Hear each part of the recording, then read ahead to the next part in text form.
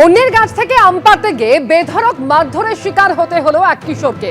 কোন্নগরের ঘটনা। তবে যেটা জানা যাচ্ছে, হাসপাতাল থেকে আপাতত ছাড়া হলো কোন্নগরের ওই কিশোরকে। একই সঙ্গে আপনাদের সামনে রাখবো কালনার ঘটনা, যেখানে কালনার এক নাবালককে গুজরাটের রাজকোটে নিয়ে গিয়ে নৃশংস অত্যাচারের ঘটনা, সেই ভিডিও ইতিমধ্যেই সামনে এসছে এবং জানা যাচ্ছে যে কালনার আরো একজন নিখোঁজ এখনো পর্যন্ত। দুই ঘটনা সম্পর্কেই জানবো। হিন্দল দে এবং অন্যদিকে রানা দাস আমাদের জানাবেন কালনার ঘটনা সম্পর্কে। তবে প্রথমেই হিন্দলের কাছে চলে আসবো।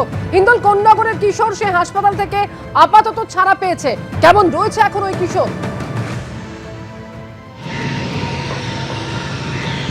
দেখো, কিশোরের অবস্থার কিন্তু এখনো পর্যন্ত কোনো রকম উন্নতি হয়নি, তেমনটাই পরিবারের সদস্যরা স্পষ্টত বলছেন। গতকাল তাকে কলকাতা মেডিকেল কলেজ হাসপাতালে নিয়ে আসা হয়, বিভিন্ন বিভাগে তার বিভিন্ন পরীক্ষা নিরীক্ষা হয়। আপাতত যেটা চিকিৎসকেরা তার পরিবারের সদস্যদেরকে জানিয়েছেন, প্রাথমিক চিকিৎসার পরে এবং বিভিন্ন পরীক্ষা নিরীক্ষার পর তারা যেটা দেখতে পেরেছেন যে সেই কিশোরের মাথায় কিন্তু রক্ত জমাট বাঁধে রয়েছে, অর্থাৎ মাথায় গুরুতর আঘাত, যেটা পরিবারের সদস্যরা বারংবার বলছিলেন।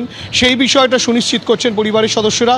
তার পাশাপাশি তার চোখে, বাঁ দিকের চোখে যে গুরুতর আঘাত, যার ফলে যেখানে তার চোখে একের পর এক ঘুষি মারা হয়েছিল বলে পরিবারের সদস্যরা অভিযোগ করছেন, তার চোখের ঠিক নিচের এই জায়গার যে হাড় রয়েছে সেই হাড়ে কিন্তু চিড় ধরেছে।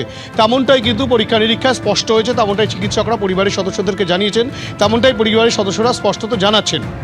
এই যে গোটা ঘটনা, এই গোটা ঘটনায় যে শুধু ঘুষি মারা হয়েছে তা নয়, সবচেয়ে ভয়ঙ্কর একটা যেটা অভিযোগ করা হচ্ছে পরিবারের সদস্যরা যেটা করছেন, যে রীতিমতো লাঠির মধ্যে পেরেক গুজে, সেই পেরেক লাগানো লাঠি দিয়ে কিন্তু একের পর এক আঘাত করা হয় সেই কিশোরকে।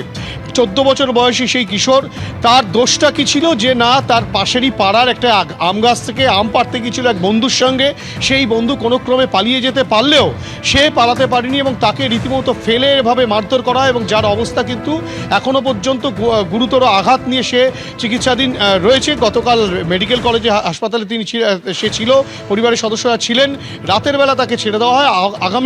আগামী সপ্তাহের মঙ্গলবার অথবা বুধবার আবারও তাদেরকে মেডিকেল কলেজ হাসপাতালে যেতে বলা হয়েছে। এই গোটা ঘটনায় এখনো পর্যন্ত যেটা অভিযোগ উঠে আসছে, যে বৃহস্পতিবার দিনকে ঘটনা ঘটলো, শুক্রবার দিনকে অভিযোগ দায়ের হলো, কিন্তু এখনো পর্যন্ত কাউকে পুলিশ গ্রেফতার করতে পারেনি বা চিহ্নিত করতে পারেনি। যেটা একজন টোটো চালকের কথা বারংবার পরিবারের সদস্যরা অভিযোগে তুলে নিয়ে আসছেন। সেই টোটো চালককে কেন এখনো পর্যন্ত গ্রেফতার করা গেল না, সে নিয়েও কিন্তু প্রশ্ন ছুটছেন তারা। পাশাপাশি তোমাকে বলে রাখি, বিজেপির একটি প্রতিনিধি দল এই আহত কিশোরের বাড়িতে তারা যায়, পরিবারের সদস্যদেরকে বলেন যে তারা সব রকম সহযোগিতা করতে প্রস্তুত রয়েছেন যদি কোনো রকম সহযোগিতার প্রয়োজন হয়।